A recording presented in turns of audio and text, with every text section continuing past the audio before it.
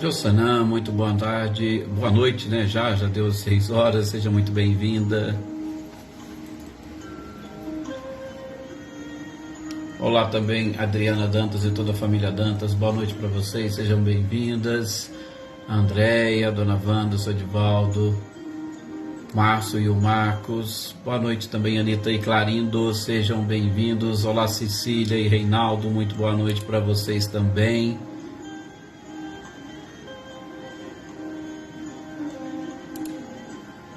Senhor Antônio Onofre, muito boa noite, seja bem-vindo. Olá, Elisângela, boa noite também. Ricardinho e Lúcia, boa noite para vocês, sejam bem-vindos.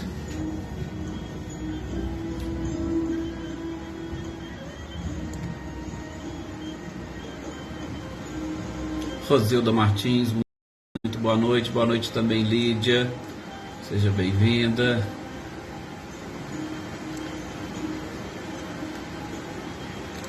Olá, Cris Queiroz, muito boa noite.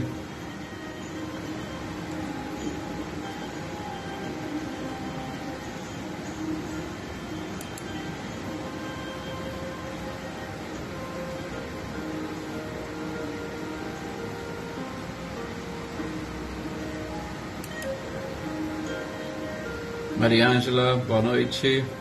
Olá, Rosilene, Osmane e Diego, boa noite também para vocês.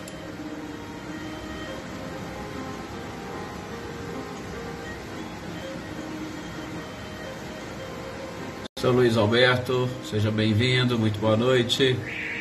Olá, Andréia Dantas, Ana Cristina, muito boa noite também. Boa noite, Cidinha Vieira, seja bem-vinda.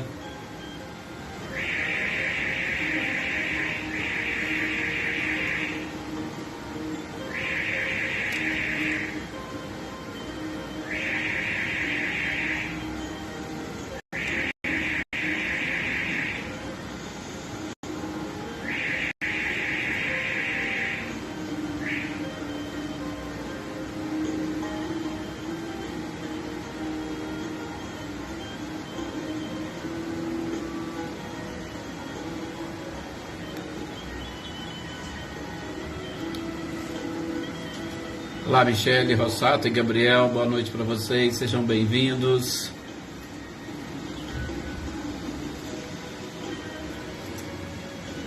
Obrigado, que bom, sou Luiz Alberto, que bom que o senhor tem gostado do nosso programa Momento Espírita. Sou Luiz Alberto, está fazendo referência ao programa Momento Espírita. Wagner, boa noite também para você, seja muito bem-vindo.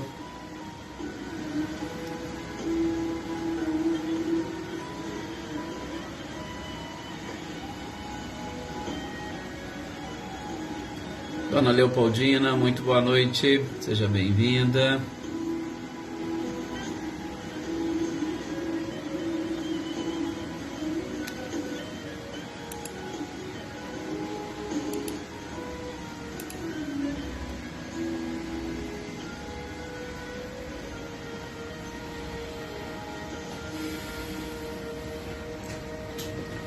Já está aqui, né, quase na hora de nós iniciarmos as nossas reflexões. Vamos nos preparando então para, nesse instante, nos conectarmos com Jesus, conectarmos com a espiritualidade superior e, é claro, automaticamente nos conectarmos com o Criador, aproveitando esses momentos, aproveitando essa oportunidade. Olá, Célia, muito boa noite, seja bem-vinda. Joaninha também, seja bem-vinda, Joana. Eva, Joaninha e Francisca também, né? As companheiras da Célia, sejam bem-vindas também. Boa noite para vocês. Então é o momento de nós nos conectarmos com o mais alto e procurarmos, em nome de Deus, de Jesus e da espiritualidade, pedimos a permissão para iniciarmos as reflexões, né? Cláudia Honor e Eliane, muito boa noite também para vocês. Também fazemos as nossas preces, as nossas vibrações para os aniversariantes, né? Aqui do nosso grupo nós temos a Maria das Graças, que hoje pelo menos ainda não compareceu, mas de vez em quando ela está aí participando conosco. A ela as nossas vibrações, né? O nosso carinho, que a espiritualidade abençoe. Boa noite também, Dona Rosali, seja bem-vinda. Obrigado, outro forte abraço, Wagner. Então, que nós possamos, meus queridos companheiros, nesse instante, voltarmos os nossos pensamentos, as nossas sensações, as nossas vibrações e procurar nos elevarmos um pouco acima da materialidade que infelizmente ainda influencia e muito nós e a humanidade onde nós vivemos. Os momentos de oração devem servir exatamente para que nós deixemos de lado todas essas ocupações e preocupações de ordem material, ainda que estivemos aí, cada um de vocês, com seus afazeres, mas procurem se elevar um pouco acima e identifiquem, ainda que diante de uma tarefa material, a espiritualização que nós precisamos buscar, sobretudo nas coisas mais simples que nós fazemos. Quando nós estamos fazendo qualquer coisa, qualquer atividade, a gente não deixa de respirar, a gente não deixa de pensar. E nós precisamos também aprender, quando estivermos diante de qualquer tarefa material, não deixar de nos mantermos elevados com as nossas vibrações, com as nossas energias, com o nosso pensamento. Oração é hora de ação. Então, independentemente do que cada um estiver fazendo, busque esta elevação e a gente vai perceber o quanto que a providência divina nos auxilia em todo o processo de aprendizado, a busca pelo conhecimento, pela própria sabedoria e, sobretudo, nos auxiliando a aproveitar todas, absolutamente todas as oportunidades que nos são colocadas, objetivando o nosso crescimento. E o crescimento espiritual está relacionado justamente com esta elevação, elevar acima da matéria. Por isso, meus queridos amigos e companheiros, nós contamos com este apoio espiritual, nós contamos com o apoio de Jesus. E conclamo a todos, nesse instante, que com esses pensamentos elevados, depositemos aos pés deste Mestre incomparável os nossos desejos para que todos nós estejamos bem, protegidos e amparados. E todos aqueles para quem nós costumeiramente fazemos também as nossas orações, que estejam todos protegidos e amparados. Enfim, que a humanidade, que o planeta Terra possa se conscientizar cada vez mais da necessidade de se buscar conhecimento, evolução, progresso, espiritualização, para que aqui seja uma morada cada vez mais feliz. Que assim seja, graças a Deus. Olá, Valdete, muito boa noite também, Selma e Dinho. Olá, Marcileia, boa noite, seja bem-vinda. Marlene, boa noite para você, para Joana e todos os companheiros aí da comunidade. Valdileia, muito boa noite também, seja bem-vinda. Orneida Alves, muito boa noite. Obrigado pela participação e presença de sempre. Bem, meus queridos amigos e companheiros, como nós estamos fazendo justamente nesses momentos, né? Hoje, dia de nós retomarmos a leitura e estudo do Evangelho segundo o Espiritismo, nós estamos vendo aqui no capítulo 15, fora da caridade não há salvação, e a gente está trabalhando um pouquinho na parábola do bom samaritano. Olá, José Ricardo, muito boa noite, seja bem-vindo. E a gente falou bastante, sobretudo, da grande simbologia que existe nesta parábola, a simbologia do templo estar justamente no lugar mais elevado, a simbologia desses momentos que nós muitas das vezes saímos, ou melhor, que nós descemos de Jerusalém para Jericó, ou nós saímos das graças ou da conexão com o Criador e adentramos a esta faixa vibratória da própria materialidade ou do mundo material que nos envolve. Todas as vezes que nós, simbolicamente falando, mais uma vez, né? Todas as vezes que nós fazemos isso, que nós descemos Da conexão com o Criador para a conexão com a materialidade, nós corremos graves riscos de sermos efetivamente assaltados, de sermos assaltados na nossa liberdade, de sermos assaltados na nossa paz, de sermos assaltados até mesmo nessa prática do bem, do amor e da caridade, porque muitas das vezes estes assaltantes ou esses ladrões, eles acabam tirando todo o nosso estímulo ou nos desestimulando a buscar e a procurar cada vez mais o bem, o amor e a caridade para chegarmos e atingirmos esta salvação. Quantas pessoas, depois de comentários às vezes maldosos ou comentários que não têm absolutamente nada a ver, já desestimularam outras pessoas de procurarem ajudar? Sim. Sabe aqueles comentários que, nossa, mas você está ajudando fulano, você está ajudando ciclano, mas você está ajudando, você está dando dinheiro para fulano, aí ele vai pegar esse dinheiro, ele vai fazer isso, ele vai fazer aquilo, e acaba desestimulando. Mas isso acontece, gente, todas as vezes que nós descemos de Jerusalém para Jericó. Então falávamos justamente da simbologia e da grande simbologia desta passagem evangélica, desta parábola contada pelo próprio Cristo, onde ele vai mostrar para um doutor da lei, e um doutor da lei que já sabia e conhecia um pouco dos ensinamentos ou das escrituras, mas ele não conseguia identificar efetivamente o seu próximo, né? Elaine Oliveira, muito boa noite também, Flávia, seja bem-vinda. Então esta simbologia que envolve esta parábola, ela é imensa, assim como nós vimos e identificamos também que nosso próximo, ele não está apenas e tão somente nessas pessoas. Muitas das vezes, aqueles que nós falamos que são ou que foram assaltados, simplesmente assaltados nestas questões que a gente está falando espiritual, nas questões morais, aqueles que se sentem desamparados, aqueles que infelizmente não sabem e não conseguem lidar com as perdas, muitas das vezes eles estão do nosso próprio lado, fazem parte do nosso círculo de amizade, fazem parte da nossa família. Então esses nós precisamos enxergar, mas para isso eu preciso entender que este assalto está relacionado com toda esta riqueza que infelizmente nós somos muitas das vezes espoliados nestes processos. De novo, qual processo? Quando a gente desce de Jerusalém para Jericó. Então é interessante também identificarmos isso, né? Helena Coelho, Maria Geralda, sejam bem-vindos. É interessante, Marinha, boa noite também, nós identificarmos que ou em tese, a vítima, aquela pessoa que foi assaltada, ela estava justamente descendo e saindo de uma conexão para entrar em outra.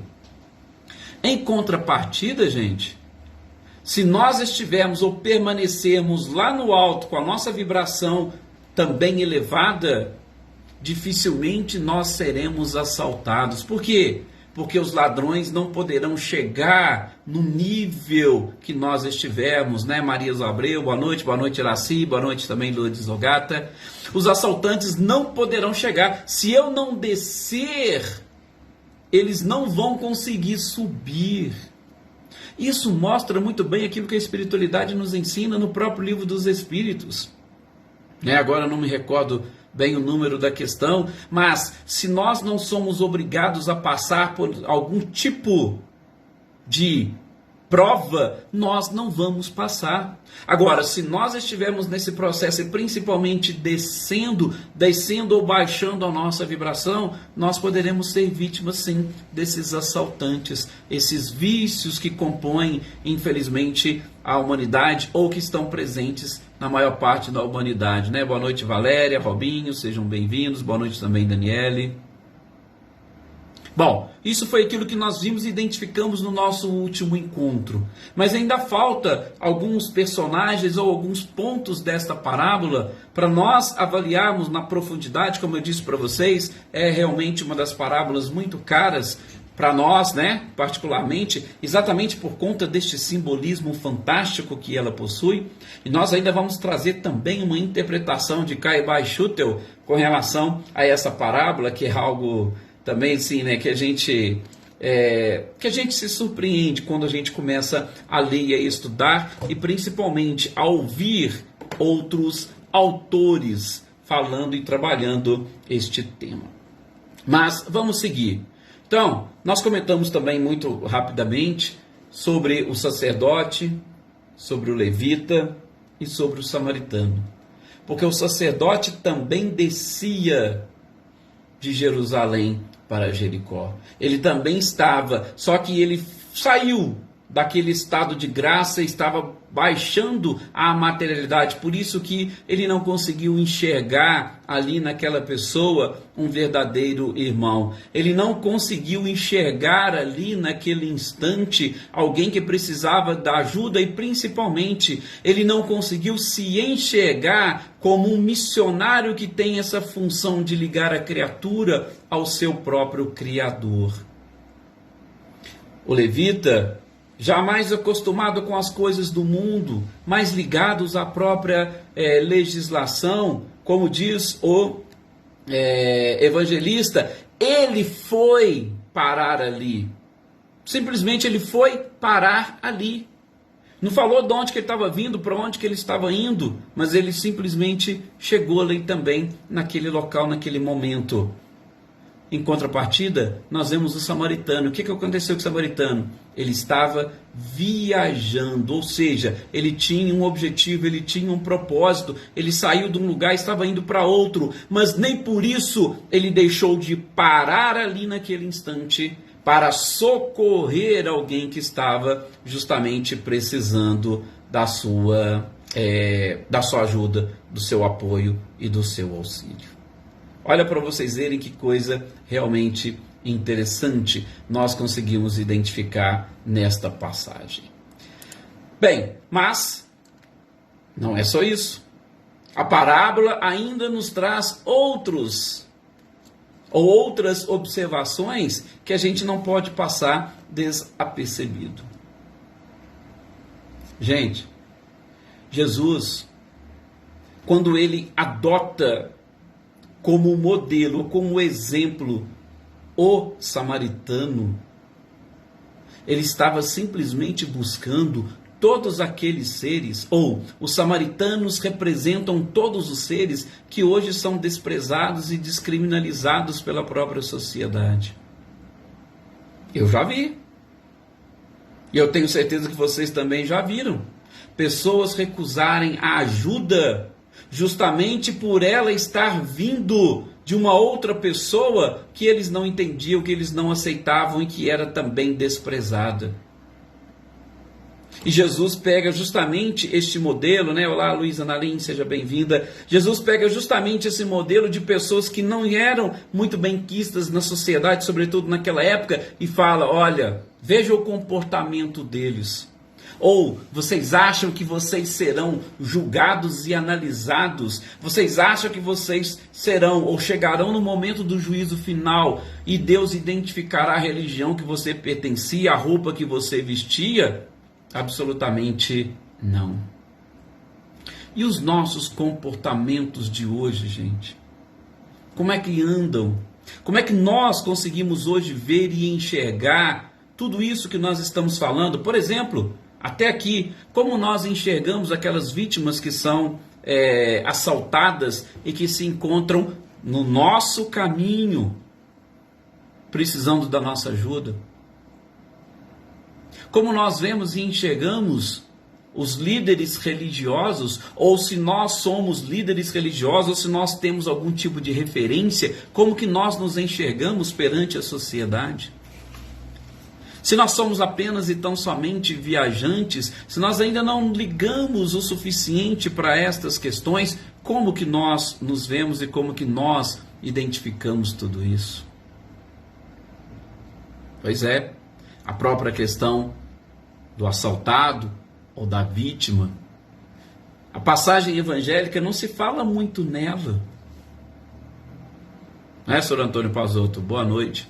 Não se fala muito na vítima, nem de onde que era, de qual país que era, o que se possuía algum tipo de crença. Não.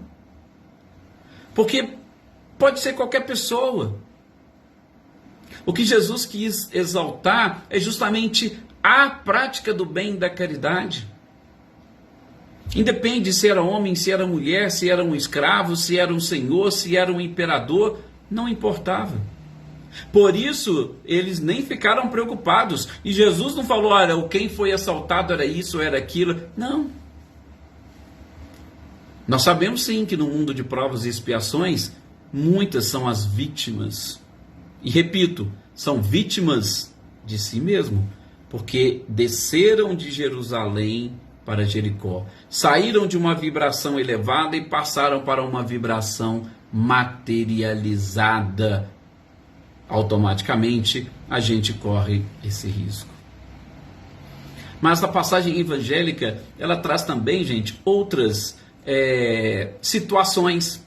E outras situações que eu confesso para vocês também, que a gente não pensa. Mas eu sempre gosto, né, quando estou fazendo uma análise de uma parábola, de uma passagem evangélica, de buscar este simbolismo que eu acho realmente que é o que dá atualidade aos ensinamentos do Cristo. Então, por exemplo, falamos desses, mas a gente não fala e pouco se comenta do estalajadeiro ou do dono da estalagem. Gente, veja, o dono da estalagem nessa passagem evangélica era justamente alguém que confiava. Talvez ele não tinha aquela condição de estar ligado ou vinculado a isso ou aquilo, ou nem à espiritualidade e nem tanto à materialidade. Mas vocês perceberam que era alguém que confiava. Sim, ele estava ali, recebeu o seu dinheiro, e o que o samaritano disse a ele? Ele falou, olha, eu vou deixá-lo aqui, estou te dando aqui um dinheiro para pagar aqui, mas você cuida dele. Se tiver mais despesas, você pode ficar tranquilo que eu passo aqui na volta e acerto contigo. E em momento algum fala que o estalajadeiro desconfiou ou falou que não ia fazer. Não. Era uma pessoa que estava ali, que estava recebendo esta vítima e que teria a função de dar sequência ao trabalho feito pelo samaritano, à caridade feita pelo samaritano. E aqui, justamente procurando atualizar mais uma vez essa passagem, se me permitam, eu vou fazer a comparação dos estalajadeiros com os médiuns. Gente, quem são os médiuns de uma casa espírita? São aquelas pessoas que, dotadas de uma sensibilidade, executam determinado trabalho ou determinada tarefa, possuem alguma ferramenta que vai justamente permitir que aqueles que forem trazidos até esta estalagem possam ser cuidados pelos médiuns. Olha para vocês verem. Quem são os médiuns? Médiuns são intermediários. Então, a espiritualidade muitas das vezes confia nos médiuns como se fossem os estalajadeiros. E aí eu pergunto para vocês, nós como médiuns que temos essa função e essa tarefa, como é que nós agimos?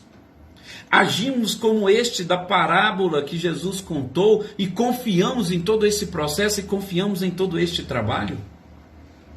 E vou dizer mais, estou falando aqui dos médiuns exatamente porque nós estamos dentro ou estudando uma doutrina espírita. E o médium tem, na minha visão, essa tarefa, no mínimo, de estalajadeiro, para receber, para confiar naquele que trouxe até você alguém, para que você cuide dessa pessoa, não se importando com os gastos. Mas nós também temos, dentro das nossas profissões, muitos são trazidos até nós e são colocados ali nas nossas mãos. E a gente tem também essa tarefa e essa função de como estalajadeiro dar sequência, né, Natália? Muito boa noite também, Vânia, Maria. Sim, nós temos essa função.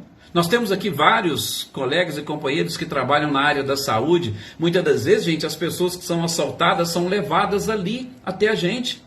E ali chegam, eles falam, ó, tá aqui, essa pessoa está com problema, essa pessoa está doente, essa pessoa está necessitada, cuida dela. Faça o seu trabalho, cuida dela. Eu vou te pagar aqui, se precisar depois na volta, eu te pago o restante. Aqui nós temos professores. O que são os professores senão os estalajadeiros desta parábola de Jesus? Onde alguém vai trazer e vai confiar vocês por um certo período determinadas pessoas que estão necessitadas de encontrar informação, de buscar conhecimento, de desenvolver uma educação. Tá vendo? Então, o estalajadeiro, repito, ele pode se encaixar perfeitamente em muitas áreas. E, repito, poucos de nós enxergamos isso nessa passagem evangélica. Não é só nas questões ligadas à religião, não. É em muito, mas praticamente em tudo na nossa vida. Os pais, por que os pais não podem ser os estalajadeiros? São confiados filhos, são confiadas pessoas, espíritos que estão ali, são confiados para que você possa exatamente cuidar deles num determinado período. É o que a parábola fala, o samaritano deixou ali e falou, ó, cuida dele nesse período que eu estiver fora, tá?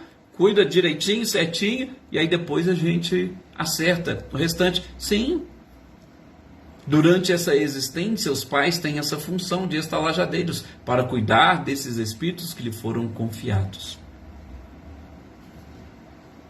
Então, gente, tá aí. Oportunidades inúmeras que nós temos para poder entender todos estes ensinamentos trazidos pelo próprio Cristo, repetindo, essa simbologia, a interpretação que a gente busca, vai justamente trazendo a atualidade para todos nós. Mas tudo bem, a gente pode, e aí eu vou, se me permitam, fazer referência aos comentários que Caibá Schutter faz no seu livro Parábolas e Ensinos de Jesus. Ele pega e faz uma comparação, que eu também reputo interessante, é justamente sobre a parábola num contexto geral. Tá? E nesse contexto geral, veja, ele considera como vítima a humanidade. Então, toda a humanidade é vítima. Por quê? Nós saímos de Deus, ou seja, nós estamos descendo de Jerusalém para Jericó. A gente desce e vai entrar em contato com este materialismo. E de repente, nesse materialismo, nós somos assaltados. Nós somos assaltados principalmente pelas inúmeras tentações que nós sofremos durante todo este processo, até nós retornarmos para Jerusalém, principalmente nos mantendo numa situação e numa condição mais avançada. Então, a humanidade é o assaltado, é a vítima. Os sacerdotes, como diz Caibá, são todos aqueles líderes religiosos que possuem justamente essa tarefa. Tá, os sacerdotes, os levitas, eles possuem essa tarefa de conduzir as criaturas ao Criador. Via de regra, são aqueles que, com uma experiência um pouco maior, porque líder é aquele que já aprendeu e quer ajudar e precisa ajudar o outro a também aprender e a entender. Então nós temos líderes religiosos, nós temos líderes políticos, nós temos líderes nas mais diversas funções e situações no nosso planeta. Então, essas pessoas teriam por obrigação agir como o samaritano agiu. Mas a gente sabe que não é assim. Muitas das vezes não são os líderes, não são aqueles que estão à frente, não são aqueles que a gente acha que são mais avançados e evoluídos que nos ajudam. Muitas das vezes são exatamente aqueles que nós menos esperamos, aqueles que são mais desprezados, aqueles que muitas das vezes estão passando pelos mesmos problemas, é que nos emprestam um ombro para nós também chorarmos e nos apoiarmos para poder dar esta sequência. Vai dizer também, Caibá, que o samaritano é o próprio Cristo. Então veja, nós descemos, fomos assaltados, estamos ali machucados, de repente vem o Cristo. E o que o Cristo faz conosco? Ele pega, ele coloca azeite nas nossas feridas, que era justamente uma forma de curar, coloca azeite nas nossas feridas, pega, nos leva para um local correto e adequado, e ali naquele local ele vai cuidando de nós, prestando os primeiros socorros, e depois nos deixa na mão de outras pessoas para que estas possam nos conduzir. E diz mais, Caibá, este azeite que Jesus deita nas nossas feridas é o símbolo da fé. Por quê? Porque se nós não confiarmos no Cristo, se nós não acreditarmos nos seus próprios ensinamentos, nós vamos ficar machucados por um bom tempo. Então esse azeite representa o símbolo da fé. E interessante que num determinado trecho, o próprio Cristo diz na passagem, o samaritano deposita 2 denários para o estalajadeiro. O estalajadeiro, toma aqui 2 denários. E o que representa esses dois?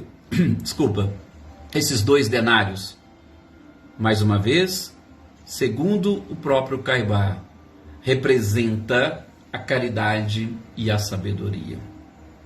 Então, é só para mostrar para vocês, é lotado de simbolismo essa passagem, e que dá vazão ao nosso pensamento para poder viajar em tudo aquilo que a gente precisa ver, entender e enxergar.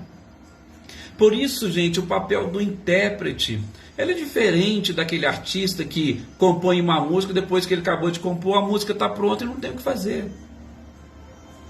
É diferente daquele escultor que pega e faz, ali uma escultura. Quando a escultura está pronta, ele já coloca em exposição, vende e tal, e acabou. O intérprete não. O intérprete, ele sempre vai buscando extrair daquelas informações algo novo, algo diferente, algo atualizado, para que ele possa continuar o seu crescimento. Jesus é um espírito iluminado. Jesus é um Cristo, e como Cristo, os seus ensinamentos são muito mais amplos do que a gente imagina.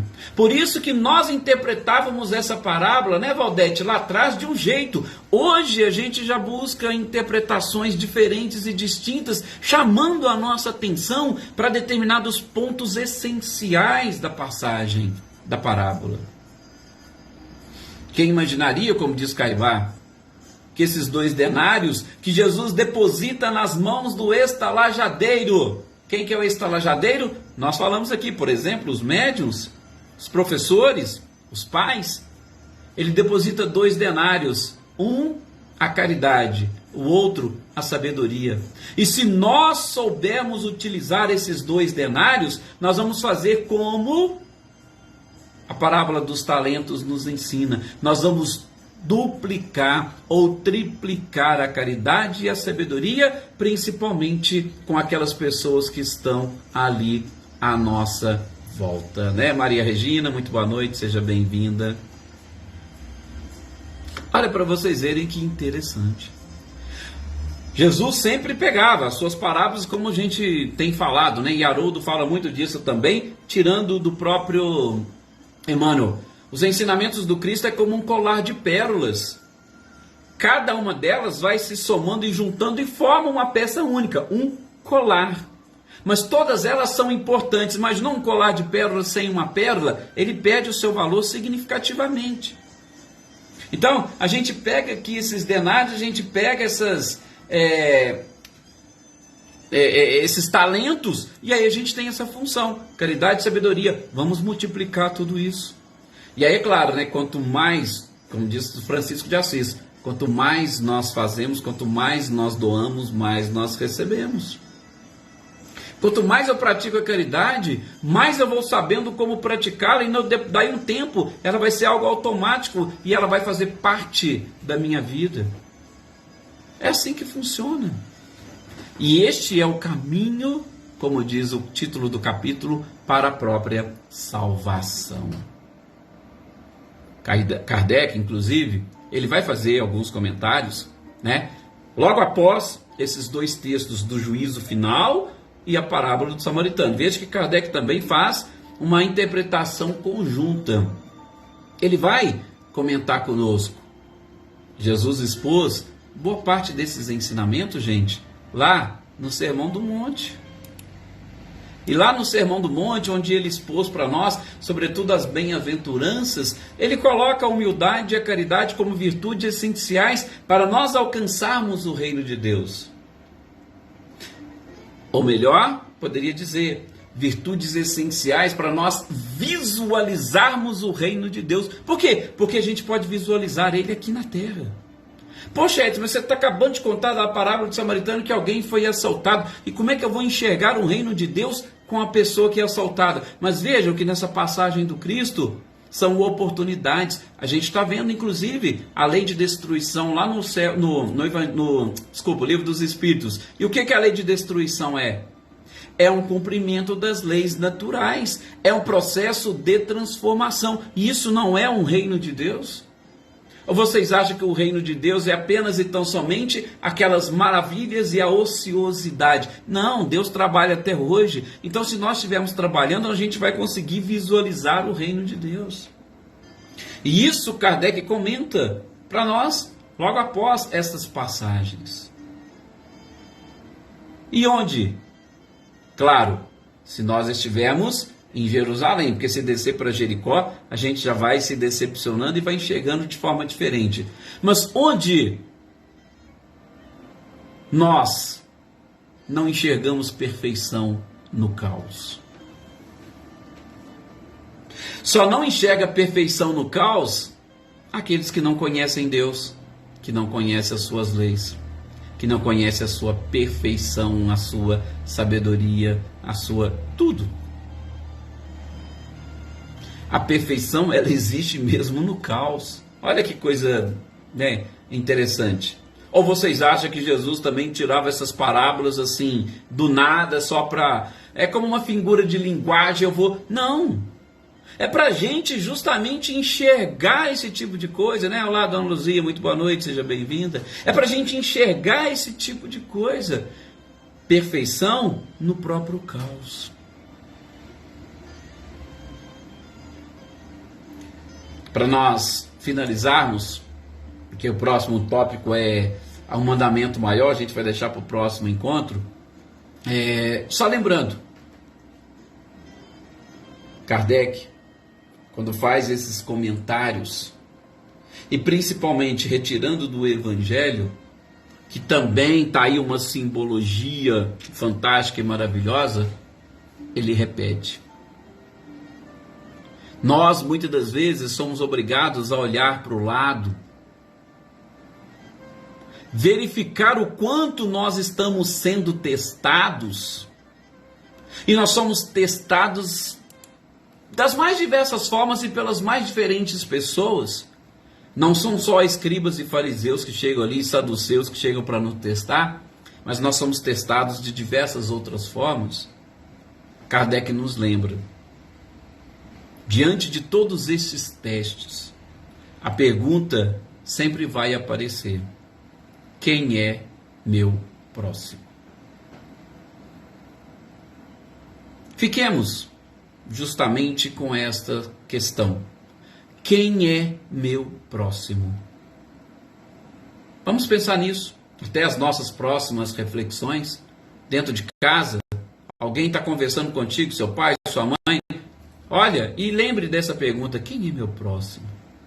Lá no seu trabalho, amanhã, quando você chegar e tal, hoje à noite, não sei, pergunte: quem é meu próximo? Na rua, quando você estiver andando, caminhando, também lembre: opa, testaram Jesus dessa forma, deixa eu perguntar de novo: quem é meu próximo? Que Jesus continue sempre nos auxiliando, nos protegendo, nos amparando, e que nós estejamos nessa conexão. Não vamos descer de Jerusalém para Jericó. Nós podemos estar em Jericó, mas com o pensamento em Jerusalém. E nesse clima sempre elevado, que nós sigamos rumo à nossa evolução e à própria perfeição. Obrigado a todos vocês e até o nosso próximo encontro.